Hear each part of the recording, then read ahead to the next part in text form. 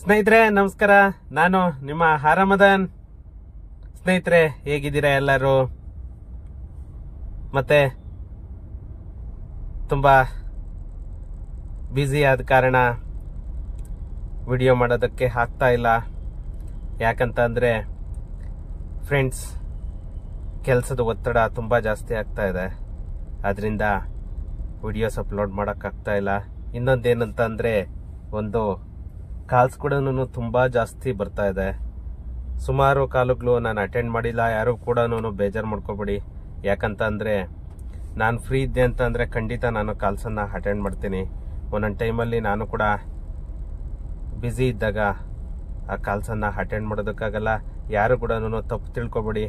ಯಾಕಂದ್ರೆ ಸುಮಾರು ಥರ ಮೆಸೇಜ್ಗಳೆಲ್ಲ ವಾಟ್ಸಪ್ಪಲ್ಲಿ ಎಲ್ಲ ಕಳಿಸ್ತಾ ಇದ್ದೀರಾ. ಬಟ್ ಅರ್ಥ ಆಗುತ್ತೆ ನನಗೂ ಕೂಡ.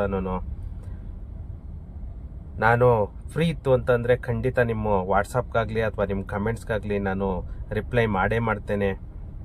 ಅದರಿಂದ ಯಾರೂ ಇನ್ನೊಂದು ಥರ ತಪ್ಪು ತಿಳ್ಕೊಳ್ಳಿಕ್ಕೆ ಹೋಗಬೇಡಿ. ಇವತ್ತು ಫ್ರೆಂಡ್ಸ್ ಒಂದು ಗುಡ್ ನ್ಯೂಸ್ ಅಂತ ಅಂದರೆ, ನಮ್ಮ ಕರ್ನಾಟಕ ಸರ್ಕಾರ ಏನು ಈ ಖಾತಾ ಅನ್ನೋ ಒಂದು ಕಾನ್ಸೆಪ್ಟನ್ನು ತಂದಿದೆ. ಅದು ಜನಗಳಿಗೆ ಎಷ್ಟು ಉಪಯೋಗ ಆಗುತ್ತೋ ಗೊತ್ತಿಲ್ಲ. ಬಟ್ ಸರ್ಕಾರಕ್ಕಂತೂ ತುಂಬ ಉಪಯೋಗ ಆಗ್ತಾ ಇದೆ. ಆದರೆ ಜನಗಳಿಗೆ ಮಾತ್ರ ತುಂಬ ಸಮಸ್ಯೆಯನ್ನ ಕ್ರಿಯೇಟ್ ಮಾಡಿ ಇಟ್ಟಿದೆ. ಯಾಕಂತ ಅಂದರೆ ಇವತ್ತು ಜನ ಎಷ್ಟೋ ಜನಗಳು ಕೆಲಸ ಇಲ್ಲದೆ ಅದಕ್ಕೋಸ್ಕರನೇ ಓಡಾಡೋ ಥರ ಆಗೋಗಿದೆ. ಒಂದೊಂದು ಮುನ್ಸಿಪಲ್ ಆಫೀಸುಗಳಲ್ಲೆಲ್ಲನೂ ಡೈಲಿನೂ 20 ಟೋಕನ್ನು. ಆ ಟೋಕನ್ ತಗೊಳ್ಳೋದಕ್ಕೆ ಒಂದು ಟೈಮ್ ಕಾಯಬೇಕು. ಮತ್ತೆ ಅದನ್ನ ಮಾಡಿಸ್ಲಿಕ್ಕೆ ಹೋಗೋದಕ್ಕೆ ಒಂದು ಟೈಮ್ ಕಾಯಬೇಕು. ಟ್ಯಾಕ್ಸ್ ಪೇ ಮಾಡೋದಕ್ಕೊಂದು ಟೈಮ್ ಕಾಯಬೇಕು. ಈ ತರ ಅಲ್ಲಿನ ಅಧಿಕಾರಿಗಳು ಕರೆಕ್ಟಾಗಿ ಅವ್ರಿಗೆ ಮಾಹಿತಿಯನ್ನ ಕೊಡದೆ ಮತ್ತೆ ಅವರನ್ನ ತಪ್ಪು ದಾರಿ ತಪ್ಪಿಸ್ತಾ ಇರೋ ಉದಾಹರಣೆಗಳು ಸುಮಾರು ಇದೆ. ಇನ್ನೊಂದು, ಪ್ರತಿಯೊಂದು ಕಡೆಗೂ ಒಂದು ಯಾವುದೇ ಅಧಿಕಾರಿಗಳಾಗ್ಲಿ ನೀವು ಫ್ರೀಯಾಗಿ ಮಾಡಬೇಡಿ, ತಗೊಳ್ಳಿ. ಬಟ್ ಒಂದು ನಾಮಿನಲ್ ಆಗಿ ತಗೊಳ್ಳಿ. ಯಾಕಂತ ಅಂದ್ರೆ 25,000 30,000 ಒಂದೊಂದು ಖಾತೆಗೆ ತಗೊಳ್ತೀರಾ ಅಂತ ಅಂದ್ರೆ ನಿಜವಾಗೂ ಅದು ಹೇಳ್ಕೊಳ್ಳಿಕ್ಕೂ ಬೇಜಾರಾಗುತ್ತೆ. ಯಾಕಂದ್ರೆ ಎಷ್ಟೋ ಜನ ಈ ಅರ್ಧ ಸೈಟು ಮುಕ್ಕಾಲು ಸೈಟು ತಗೊಂಡಿರ್ತಾರೆ. ಅವರೆಲ್ಲನೂ ದಿನಕೂಲಿ ಮಾಡೋರು ಎಷ್ಟೋ ಜನ ಇರ್ತಾರೆ. ಇವನ್ ಆಟೋ ಓಡಿಸೋರು ಎಷ್ಟೋ ಜನ ಇರ್ತಾರೆ. ಅಂಥವ್ರು ಹೊಟ್ಟೆ ಮೇಲೆಲ್ಲ, ಯಾಕಂದ್ರೆ ಒಂದೊಂದು ರೂಪಾಯಿನೂ ಅವರು ಕುಡ್ಕೆನೇನೆ ಅವರು 5 ಲಕ್ಷ 6 ಲಕ್ಷ ಕೊಟ್ಟು ಒಂದೊಂದು ಸೈಟುಗಳನ್ನ ತಗೊಂಡಿರ್ತಾರೆ. ಅಂಥವ್ರ ಹೊಟ್ಟೆ ಮೇಲೆ ಪ್ಲೀಸ್ ಹೊಡಿಯಕ್ಕೆ ಹೋಗ್ಬೇಡಿ. ಯಾವುದೇ ಅಧಿಕಾರಿ ಆಗಲಿ ಸ್ವಲ್ಪ ನಾಮಿನಲ್ ಆಗಿ ತಗೊಳ್ಳಿ. ನೀವೇನು ಫ್ರೀಯಾಗೇನು ಮಾಡಬೇಡಿ. ಯಾಕಂತಂದ್ರೆ ನೀವು ಕೆಲ್ಸಕ್ಕೆ ಬರಬೇಕು ಆದರೆ ನೀವೇನು ಫ್ರೀಯಾಗೇನು ಬಂದಿರಲ್ಲ. ಯಾಕಂದ್ರೆ ನಮ್ಮ ರಾಜಕಾರಣ ಆ ಥರ ಇದೆ. ಇಲ್ಲಿ ಈ ಪೊಲಿಟಿಕಲ್ ಲೀಡರ್ ಯಾವತ್ತು ಚೇಂಜ್ ಆಗಲ್ವೋ ಅವತ್ತಿನವರೆಗೂ ನಾವು ಸಮಾಜನಾಗ್ಲಿ ಅಥವಾ ಅಧಿಕಾರಿಗಳನ್ನಾಗ್ಲಿ ಯಾರನ್ನೂ ಚೇಂಜ್ ಮಾಡ್ಸಕ್ಕಾಗಲ್ಲ. ಯಾಕಂದ್ರೆ ಯಾವುದೇ ಒಬ್ಬ ಅಧಿಕಾರಿ ಬರ್ಬೇಕಂದ್ರೂ ಕೂಡ ಅಲ್ಲಿ ಲಕ್ಷಗಳು ಕೋಟಿಗಳು ಕೊಟ್ಟು ಬಂದಾಗ ಅವ್ರೇನು ದುಡ್ಡಿನ ಗಿಡ ಹಾಕಿರಲ್ಲ. ಅವರು ಕೂಡ ಬೇರೆ ಕಡೆ ಸಾಲ ಮಾಡಿ ತಗೊಂಡ್ ಬಂದು ಕೊಟ್ಟು ತಗೊಂಡ್ ಬರ್ತಾರೆ. ಅದನ್ನ ನಮ್ಮ ಕಡೆಯಿಂದ ವಸೂಲಿ ಮಾಡ್ಕೊಳ್ತಾರೆ. ಅಷ್ಟು ಬಿಟ್ರೆ ಬೇರೆ ಅಲ್ಲಿ ಇನ್ನ ಏನೂ ಇಲ್ಲ. ಎಡಗೈಯಲ್ಲಿ ಕೊಟ್ರು ಬಲಗೈಯಲ್ಲಿ ತಗೊಂಡ್ರು. ಅಷ್ಟು ಬಿಟ್ರೆ ಅದೆಲ್ಲನೂ ಕೊನೆಗೆ ಸಾಯ್ಬೇಕಾಗಿರೋರು ಪಬ್ಲಿಕ್ ಬಿಟ್ರೆ ಬೇರೆ ಇನ್ಯಾರೂ ಅಲ್ಲ. ಫ್ರೆಂಡ್ಸ್ ಇರ್ಲಿ, ಅದ್ರ ಬಗ್ಗೆ ಮಾತಾಡ್ತಾ ಇದ್ರೆ ತುಂಬಾನೇ ಟೈಮ್ ಸಾಕಾಗಲ್ಲ. ಇವತ್ತು ಒಂದು ಸುಮಾರು ಜನ ಸರ್ ವಿಡಿಯೋ ಮಾಡಾಕ್ತೀರಾ, ಆದ್ರೆ ನಾವು ಪಂಚಾಯತಿಗೆ ಹೋಗಿ ಕೇಳಿದ್ವಿ, ಇನ್ನೂ ಮಾಡಿಲ್ಲ, ಇನ್ನೂ ಮಾಡ್ತಾ ಇಲ್ಲ, ವಾರ ಅಂದ್ರಿ 15 ದಿನ ಅಂದ್ರಿ ಅಂತಾರೆ. ಫ್ರೆಂಡ್ಸ್, ಇನ್ನು ಗೆಜೆಟ್ ನೋಟಿಫಿಕೇಶನ್ ಮಾತ್ರ ಆಗಿರೋದು. ಯಾವುದೇ ಪಂಚಾಯತಿಗಳಿಗೆ ಸರ್ಕ್ಯುಲರ್ ಹೋಗಿಲ್ಲ. ಯಾರು ಕೂಡ ಪಂಚಾಯತಿಗಳಲ್ಲಿ ಹೋಗಿ ಡಿಸ್ಟರ್ಬೆನ್ಸ್ ಮಾಡಬೇಡಿ. ಯಾಕಂತಂದ್ರೆ ಇನ್ನೂ ಕೂಡ ಈ ಖಾತೆ ಓಪನ್ ಆಗಿಲ್ಲ. ನಿನ್ನೆ ಪ್ರಿಯಾಂಕಾ ಖರ್ಗೆ ಅವರು ಒಂದು ಸ್ಟೇಟ್ಮೆಂಟ್ ಅನ್ನ ಕೊಟ್ಟಿದ್ದಾರೆ. ಅದು ಏನು ಅಂತಂದೇಳಿ ಇವಾಗ ನೋಡೋಣ ಬನ್ನಿ. ಯಾಕಂತಂದ್ರೆ ಒಂದು ಯಾವುದೇ ಈ ಖಾತಾ ಮಾಡ್ಬೇಕಂದ್ರೂ ಕೂಡ ರೂರಲ್ ಫುಲ್ ಎಲ್ಲಾನು ನಮ್ಮ ಗ್ರಾಮೀಣ ಮತ್ತು ಪಂಚಾಯತ್ ರಾಜ್ ಸಚಿವರಾದ ಪ್ರಿಯಾಂಕಾ ಖರ್ಗೆ ಅವರೇನೇನೆ ಎಲ್ಲಾನು ಇನಿಷಿಯೇಟ್ ತಗೊಳ್ಬೇಕು.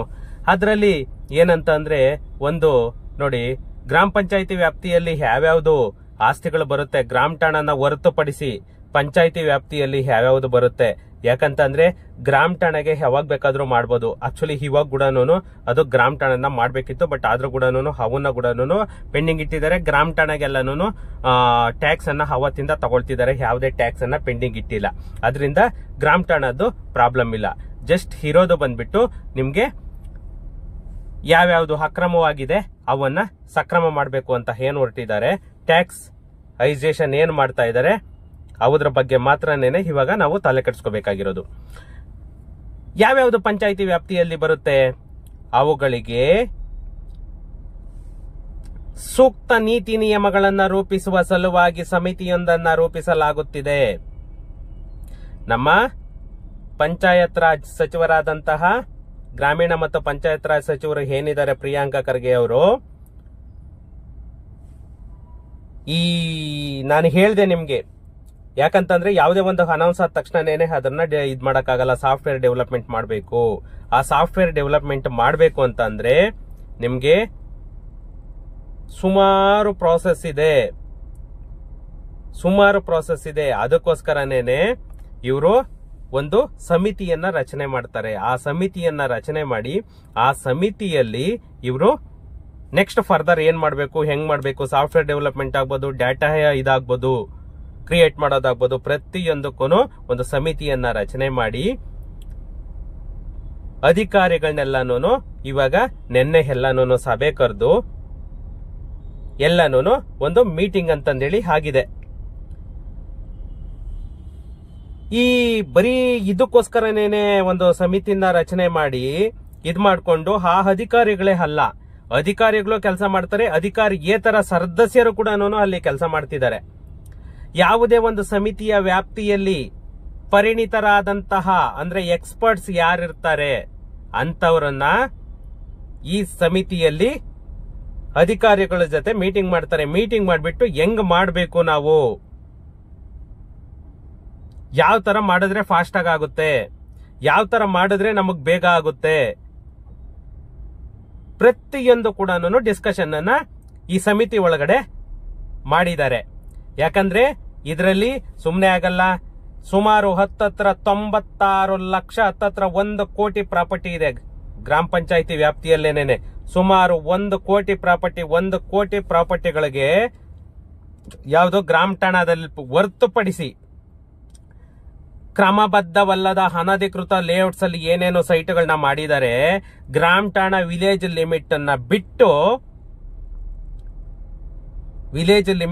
ಬಿಟ್ಟು ಗ್ರಾಮ ಠಾಣಾ ಅಂತ ಏನ್ ಹೇಳ್ತೀವಿ ನೀಲಿ ನಕ್ಷೆ, ಅದನ್ನ ಬಿಟ್ಟು ಹೊರಗಡೆವು ಸುಮಾರು 96 ಲಕ್ಷ ಗ್ರಾಮ ಪಂಚಾಯಿತಿ ವ್ಯಾಪ್ತಿಯಲ್ಲಿ ಬರುತ್ತಂತೆ. ಅಷ್ಟು ಪ್ರಾಪರ್ಟಿಗಳನ್ನ ಕೂಡ ಸಕ್ರಮ ಮಾಡಬೇಕು. ಅಷ್ಟು ಪ್ರಾಪರ್ಟಿಗಳನ್ನ ಸಕ್ರಮ ಮಾಡಿ ಅವಕ್ಕೆಲ್ಲನೂ ಈ ಸ್ವತ್ತು ಅನ್ನೋದನ್ನ ಕೊಡಬೇಕು.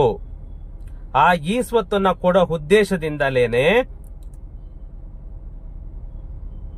ಸಮಿತಿಯನ್ನ ರಚನೆ ಮಾಡಿದ್ದಾರೆ. ಯಾಕಂತಂದ್ರೆ ಲಾಸ್ಟ್ ವೀಕ್ ಎಲ್ಲಾನು ವಿಧಾನ ಮಂಡಲದಲ್ಲಿ ಪ್ರತಿಯೊಂದು ಉಭಯ ಸದನಗಳು ಏನೇನಿತ್ತು ಪ್ರತಿಯೊಂದು ಸದನಗಳು ಕೂಡ ಒಪ್ಪಿಗೆಯನ್ನ ಕೊಟ್ಟಾಗಿದೆ. ಆ ಒಪ್ಪಿಗೆಯನ್ನ ಕೊಟ್ಟಿರೋ ಉದ್ದೇಶದಿಂದಲೇನೆ ಇವಾಗ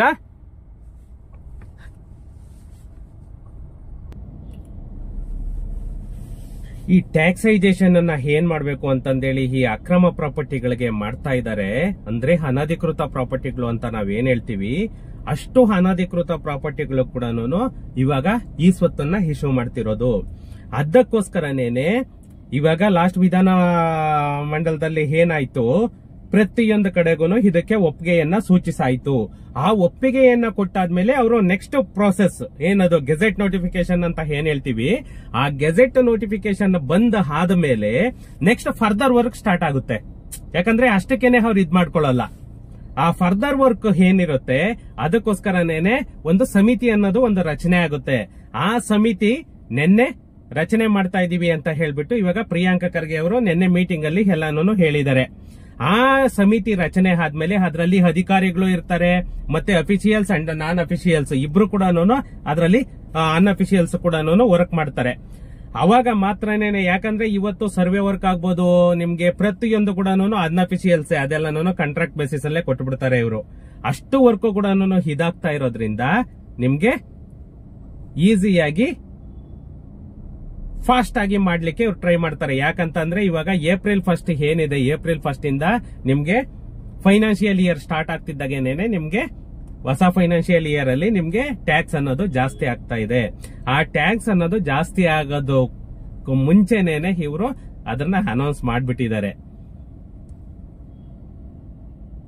ಇವಾಗ ಏಪ್ರಿಲ್ 1 ಇಂದ ಏನಾಗುತ್ತೆ, ಹೊಸ ಟ್ಯಾಕ್ಸ್ ಅನ್ನ ಎಲ್ಲಾ ಪ್ರಾಪರ್ಟಿಗಳಿಗೂ ತಗೊಳ್ಳಿಕ್ಕೆ ಇವರು ಟ್ರೈ ಮಾಡ್ತಾರೆ. ಅಷ್ಟೇ ಇರೋದು. ನೋಡಿ ಸರ್ಕಾರದ ಗಿಮಿಕ್ ಹೆಂಗೆ ಅಂತ ಅಂದ್ರೆ, ಇವತ್ತು ಮೊದ್ಲೇನೇನೆ ಇವ್ರು ಅನೌನ್ಸ್ ಮಾಡ್ಬಿಟ್ಟಿದ್ರೆ ಇಷ್ಟೆಲ್ಲಾನು ಇದಾಗ್ತಾ ಇರಲ್ಲ. ಎಷ್ಟೋ ಜನಕ್ಕೆ ಎಷ್ಟೋ ಅಮೌಂಟ್ ಉಳಿದಿರೋದು ಅವರು ಆರಾಮಾಗಿ ಮಾಡ್ಕೊಂಡು ಹೋಗಿರೋರು. ಈ ಸರ್ಕಾರ ಎಲ್ಲಾನು ಪ್ರೀ ಪ್ಲಾನ್ ಮಾಡ್ಕೊಂಡೇ ಮಾಡುತ್ತಾ ಏನ್ ಮಾಡುತ್ತಾ ಗೊತ್ತಿಲ್ಲ. ಯಾಕಂತಂದ್ರೆ ಅವರು ಆ ಫ್ರೀ ಕೊಡೋದು ಸಾಕು, ಈ ತರ ಬಡವ್ರ ಹೊಟ್ಟೆ ಮೇಲೆ ಹೊಡೆಯೋದು ಸಾಕು. ಫ್ರೆಂಡ್ಸ್, ಏನು ಇಲ್ಲ, ಕೆಲವೇ ದಿನಗಳು, ಜಾಸ್ತಿ ದಿನ ಕಾಯ್ಬೇಕಾಗಿಲ್ಲ. ಪಂಚಾಯಿತಿಯಲ್ಲಿ ಎಲ್ಲ ರೆಡಿ ಆಗ್ತಾ ಇದೆ. ಯಾಕಂದ್ರೆ ನಿನ್ನೆ ಸಮಿತಿ ಕೂಡ ಅದು ರಚನೆ ಆಗೋದಕ್ಕೆ ಎಲ್ಲ ಗ್ರೀನ್ ಸಿಗ್ನಲ್ ಸಿಕ್ಕಾಯ್ತು. ಎಲ್ಲ ಅಫಿಷಿಯಲ್ ಜೊತೆನೂ ಕೂಡ ಆಲ್ರೆಡಿ ಸಭೆ ಕೂಡ ಕರೆದಾಯ್ತು. ಇನ್ನ ಜಸ್ಟ್ ಏನಿದ್ರು ಕೂಡ ಅಲ್ಲಿ ಸಮಿತಿ ರಚನೆ ಆಗ್ತಿದ್ದಾಗೇನೇನೆ, ಯಾಕಂದ್ರೆ ಆ ಸಮಿತಿಯಲ್ಲೇ ಪ್ರತಿಯೊಂದು ಡಿಸ್ಕಷನ್ ಆಗೋದು. ಮೀನ್ಸ್ ಯಾವ ತರ ವರ್ಕ್ ಮಾಡಬೇಕು, ಏನೇನು ಅಭಿಯಾನಗಳು ಮಾಡಬೇಕು, ಕಸ್ಟಮರ್ಗಳಿಗೆ ಮೀನ್ಸ್ ಪ್ರಾಪರ್ಟಿ ಓನರ್ಸ್ ಗಳಿಗೆ ಎಷ್ಟು ದಿನ ಕಾಲಾವಕಾಶ ಕೊಡಬೇಕು, ಪ್ರತಿಯೊಂದು ಡಿಸ್ಕಷನ್ ಕೂಡ ಆ ಸಮಿತಿ ಒಳಗಡೆನೆ ಆಗುತ್ತೆ ಅಧಿಕಾರಿಗಳ ಜೊತೆ. ಅದು ಕೂಡ ಇವಾಗ ಮುಗ್ದಾಗಿದೆ. ಇನ್ನೇನು ಕೆಲವೇ ದಿನಗಳಲ್ಲಿ ನಿಮ್ಗೆ ಖಾತಾ ಅನ್ನೋದು ಸ್ಟಾರ್ಟ್ ಮಾಡ್ತಾರೆ. ಎಲ್ಲರೂ ರೆಡಿ ಆಗಿರಿ. ಇಮ್ಮಿಡಿಯೇಟ್ ಸ್ಟಾರ್ಟ್ ಆದ ತಕ್ಷಣನೇ ಈ ಖಾತಾ ಮಾಡಿಸ್ಕೊಳ್ಳಿಕ್ಕೆ ಹಿಟ್ ಮಾಡ್ಕೊಳ್ಳಿ. ಯಾಕಂದ್ರೆ ಫ್ರೆಂಡ್ಸ್, ಇನ್ನ ಒಂದು ಲಾಸ್ಟ್ ಕ್ಲಾರಿಫಿಕೇಶನ್ ಒಂದು ಹೇಳ್ತೀನಿ. ತುಂಬಾ ಜನ ತುಂಬಾ ಸಾರಿ ಕೇಳ್ತಾ ಇದ್ದೀರಾ, ಸರ್ ನಮ್ಗೆ ಎ ಖಾತಾ ಬರುತ್ತಾ, ಬಿ ಖಾತಾ ಬರುತ್ತಾ, ಈ ಖಾತಾ ಬರುತ್ತಾ ಅಂತಂದ್ ಹೇಳ್ಬಿಟ್ಟು. ಫ್ರೆಂಡ್ಸ್, ಈ ಖಾತಾ ಅನ್ನೋದು ಮೈನ್ ಇರೋದು. ಈ ಖಾತಾದಲ್ಲಿ ಎ ಖಾತಾ, ಬಿ ಖಾತಾ ಎರಡೂನು ಒಂದು ಕ್ಯಾಟಗರೀಸ್ ಅಷ್ಟೇನೇನೆ. ಅವು ಇವಾಗ ಮೊದ್ಲಿಗೆಲ್ಲ BBMP ಲಿಮಿಟ್ ಅಲ್ಲಿ ನಮೂನೆ ಎ, ನಮೂನೆ ಬಿ ಅಂತ ಏನ್ ಬರೋದು, ನಮೂನೆ 1, ನಮೂನೆ 2 ಅಂತ ಬರೋದು ಇಲ್ಲಿ BBMP ಅಲ್ಲೆಲ್ಲಾನು. ಈ ಸ್ವತ್ತು ಬಂದಾದ್ಮೇಲೆ ಅದು 9, 11 ಅನ್ನೋ ತರ ಬಿಟ್ರು. ಅಷ್ಟು ಬಿಟ್ರೆ ಬೇರೆ ನಿಮ್ಗೆ ಈ ಖಾತಾನೆ ಪ್ರತಿಯೊಂದು ಪ್ರಾಪರ್ಟಿಗೂ ಈ ಖಾತಾನೆ ಕೊಡೋದು. ಅದನ್ನ ನೆಕ್ಸ್ಟ್ ಇವಾಗ ಬಿ ಖಾತಾ ಏನ್ ಕೊಡ್ತಾ ಇದಾರೆ, ನೆಕ್ಸ್ಟ್ ಫ್ಯೂಚರ್ ಅಲ್ಲಿ ನಿಮ್ಗೆ ಬೆಟರ್ಮೆಂಟ್ ತಗೊಂಡು ಅದನ್ನ ಬಿ ಖಾತಾ ಇರೋದನ್ನ ಎ ಖಾತಾ ಕನ್ವರ್ಟ್ ಮಾಡ್ತಾರೆ. ನಿಮ್ಗೆ ಬಿ ಖಾತಾ ಇದ್ರು ಕೂಡ ರಿಜಿಸ್ಟ್ರೇಷನ್ ಆಗುತ್ತೆ, ಬಿ ಖಾತಾ ಇದ್ರು ಕೂಡ ಟ್ಯಾಕ್ಸ್ ತಗೊಳ್ತಾರೆ ಎವರಿ ಇಯರ್. ನಿಮ್ಗೆ ಬಿ ಖಾತಾ ಇದ್ರು ಕೂಡ ಪ್ಲಾನ್ ಅಪ್ರೂವಲ್ ಸಿಗುತ್ತೆ. ಮನೆ ಕಟ್ಟಬೇಕು ಅಂತ ಅಂದ್ರೆ ಪಂಚಾಯತಿಯಿಂದ ಅಪ್ರೂವಲ್ ಸಿಗುತ್ತೆ, ಬ್ಯಾಂಕ್ ಲೋನ್ ಸಿಗುತ್ತೆ. ಪ್ರತಿಯೊಂದು ಫೆಸಿಲಿಟಿನೂ ಬಿ ಖಾತಾ ಕೂಡ ಕೊಡ್ತಾರೆ. ಓನ್ಲಿ ಟ್ಯಾಕ್ಸ್ ಗೆ ಅಂತಲೇ ಅಲ್ಲ. ಕನ್ಫ್ಯೂಸ್ ಮಾಡ್ಕೋಬೇಡಿ, ಇದನ್ನ ಯಾರು ಕನ್ಫ್ಯೂಸ್ ಮಾಡ್ಕೋಬೇಡಿ. ಯಾಕಂದ್ರೆ ಪ್ರತಿಯೊಬ್ರು ಕನ್ಫ್ಯೂಸ್ ಮಾಡ್ಕೊಳ್ತಾರೆ, ಸರ್ ನಮ್ಗೆ ಈ ಖಾತಾ ಸಿಗುತ್ತಾ, ಬಿ ಖಾತಾ ಸಿಗುತ್ತಾ ಅಂತ. ಈ ಖಾತಾನೇ ಸಿಗೋದು, ಅದರಲ್ಲೇ ನಿಮ್ಗೆ ಬಿ ಖಾತಾ ಸಿಗುತ್ತೆ ರೆವೆನ್ಯೂಗೆಲ್ಲ. ಯಾಕಂದ್ರೆ ನಾನ್ ಅಪ್ರೂವ್ಡ್ ಲೇಔಟ್ಸ್ ಅವೆಲ್ಲಾನು. ಅಪ್ರೂವ್ಡ್ ಲೇಔಟ್ ಆಗಿದ್ರೆ ಎ ಖಾತಾ ಸಿಗೋದು. ಓಕೆ ಫ್ರೆಂಡ್ಸ್, ಸಿಗೋಣ ನೆಕ್ಸ್ಟ್ ವಿಡಿಯೋದಲ್ಲಿ. Thank you.